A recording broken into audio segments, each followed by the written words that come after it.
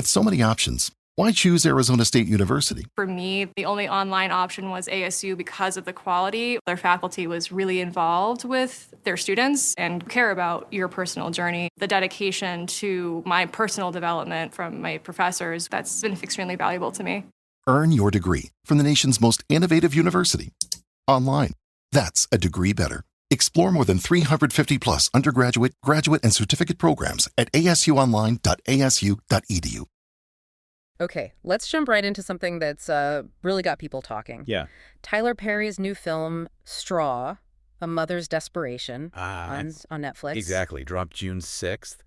And it seems like it's hitting a nerve. Yeah. You know, super intense, great lead performance everyone's buzzing about. Definitely. And for this deep dive, we've gathered a bunch of reviews, reports, reactions, kind of everything. Trying to get the full picture. Yeah, exactly. The goal is really to sift through it all and give you a clear sense of it. What's the story? What was Perry trying to do? How's it landing? Right. Why does it work for some folks and maybe not so much for others? So basically, a quick, thorough rundown of the whole conversation around Straw. Let's unpack it. All right. So first up, it's classic Tyler Perry in terms of involvement. Directed, written, produced, all him. And runtime. About 108 minutes. And the sources we looked at, they make it pretty clear what his intention was. It was. To really shine a light on systemic neglect. And also to highlight the resilience of Black women under immense pressure.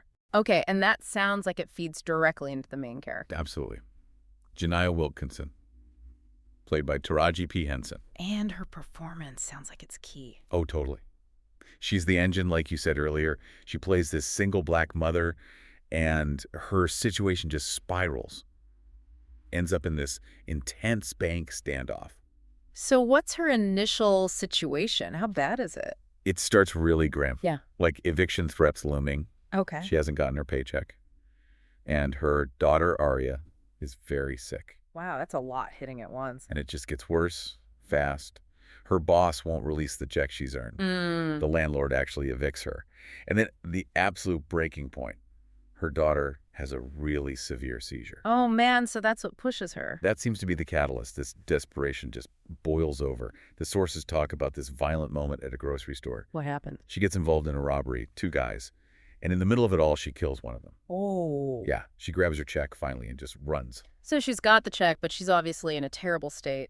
Right. Her only thought is get to a bank, cash it. Yeah. But, yeah, it doesn't go smoothly. Let me guess, they won't cash it. Bingo. No ID. And in that moment, totally overwhelmed, she pulls a gun. Not planned, just desperation. Exactly. And suddenly, boom, hostage situation. Inside the bank. Yeah. And you've got other characters trying to handle it. The bank manager, Nicole, that's Sherry Shepard. Okay. And Detective Kay Raymond, played by Tiana Taylor. They're trying to de-escalate. All right, so we have the setup. But Yeah. you mentioned something interesting. Ah, yeah. Here's the thing. The sources point to this massive tragic twist that changes everything. Okay. As this standoff is happening, nobody realizes it. Not the cops, not Nicole, not even Janiah herself, really. Well, She's been hallucinating her daughter, Aria. Wait, hallucinating? Yeah, because Aria actually died from that seizure the night before the bank incident. Oh, my God. That's devastating. It comes late in the film, apparently. Yeah. And it just flips the whole narrative. Suddenly, it's deep psychological territory. Makes you rethink everything you've seen. Completely. And this psychological angle, it extends right to the climax. How so? Well, there's what seems like a big tear gas breach, maybe a shooting. Right. Standard dramatic ending. Except it's not real. According to the sources, that's part of Janiah's hallucination, her breakdown. So what actually happens? In reality, Yeah. she surrenders peacefully. Nicole and Detective Raymond are there, supporting her, and there's this crowd outside chanting for her. Wow. Okay, that's a lot different. Very different. Now, if there's one thing that comes through, it's loud and clear from all the sources. Let me guess. Performances. Absolutely. They anchor the whole thing. And Taraji P. Henson specifically. Oh, universally praised. People aren't just saying she's good. They're saying she elevates the material. Makes it better than it might have been otherwise. Exactly. Her portrayal of that despair, the trauma, it's called the absolute heart of the film's impact. And audiences felt that too. Definitely. We saw comments, people saying things like a movie touched me this hard. It clearly resonated deeply. What are critics saying about her? Glowing terms, things like she rises above the film, an acting masterclass. Wow. Yeah, some call her one of the greatest actresses of her generation. Seriously talking awards buzz for this role.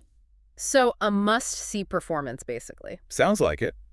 But she's not the only one getting praise. Right. Sherry Shepard as Nicole, the manager. Yeah, sources say she brings this really crucial warmth and empathy. She's like the bridge between, society and Janaya's crisis. Grounding the story a bit. Exactly, and reinforcing that theme of women supporting each other. And Teyana Taylor as the detective. Also gets good marks. Portrayed as empathetic, she's a single mother too, so she kind of gets it. Ah, okay. Reviewers call her performance grounded, sincere, Mm-hmm. and her character's empathy sort of humanizes the police role there. It's not just authority bearing down. Interesting counterweight. So beyond the acting, there's clearly a lot of commentary Perry's trying to weave in. For sure. The sources highlight several layers. Like what? Well, the big one is economic hardship and systemic neglect. Right, the unpaid check, the eviction. Exactly. Reviewers point out this isn't just random bad luck. It's tied to how systems fail working class people, especially, under-resourced folks. Feels very real, unfortunately. Yeah. And then there's the Black maternal trauma element. Which feels central given the twist. Absolutely. It's not just grief. It's grief within that context of the strong Black woman trope. The pressure to just, endure. Right. The sources suggest that the film critiques that, showing the cost of silenced pain when you're expected to be invincible, even when everything's failing you. And the mental health aspect, the dissociation. That's explicit too. The hallucination of Uriah, the distorted ending, it gives you a really visceral window into that kind of trauma response. So it becomes a journey into her psychological state. Very much so. Perry really leans into her deterioration. It's not just melodrama. It's about mental collapse. And you mentioned female solidarity earlier. Yeah, that bond between Jania, Nicole, and Detective Raymond, it feels pretty pivotal. Suggesting that real help comes from empathy.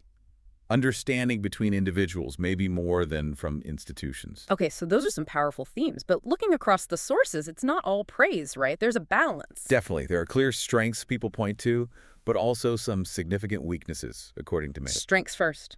Gotta be Henson's performance again, right? Top of the list, consistently. What else worked well for people? The emotional stakes.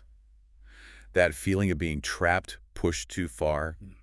It clearly hit hard for a lot of viewers. We saw those intense social media reactions. Yeah, like every scene just traumatized me. It speaks to that raw power. And the moral core. People felt that too. The message about empathy, humanity. It felt earnest. Reviewers said it was rooted in something real. Especially the community support at the end. Right. That moment seems to land Perry's moral point effectively. Okay, but then the weaknesses. What were the main criticisms? A big one, often tied to Perry's style, is heavy-handedness. Melodrama. Yeah.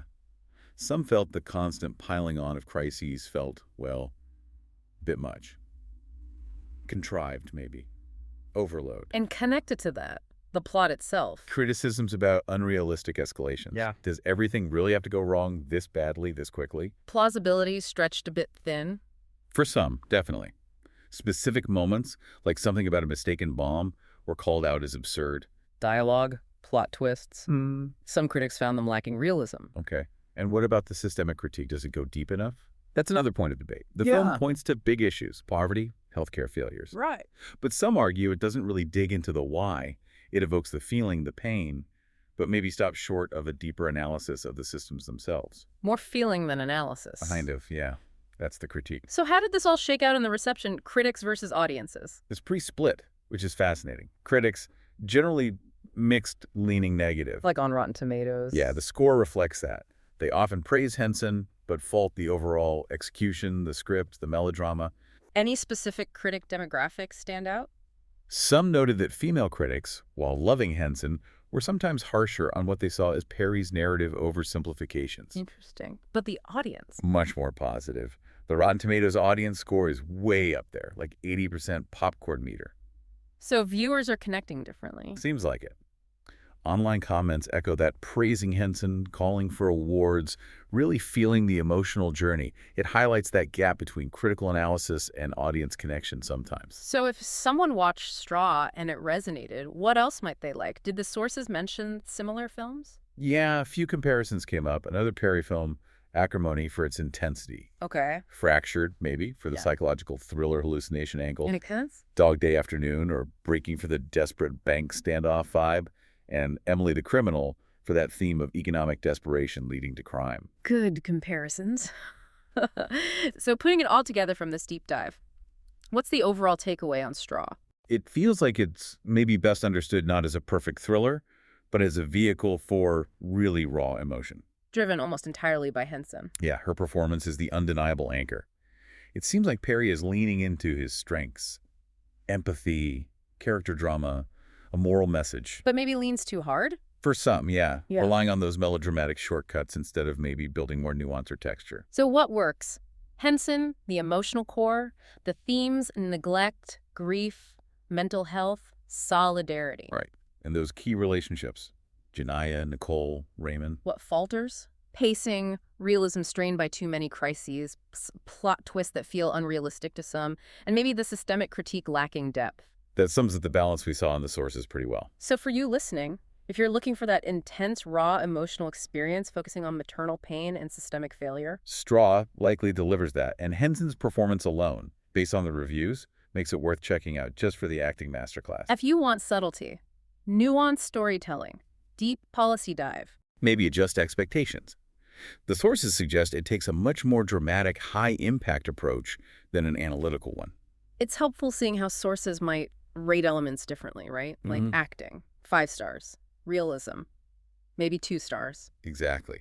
That kind of disparity really tells you what the film prioritizes. And ultimately, the film's power seems to lie in those moments focused on Janiyah's inner world. Yeah, when it lets Henson just be in that space, it trades subtlety for impact. It's bold, it's a cry for empathy, and according to many, parts of it really stick with you. So a final thought for you to chew on. Consider how films like this, using intense personal drama to tackle huge societal problems, neglect, mental health, shape our understanding. How does that compare to, say, a documentary? Yeah, what happens to empathy when a film goes for that raw emotional hit, maybe at the expense of strict realism? Something to think about.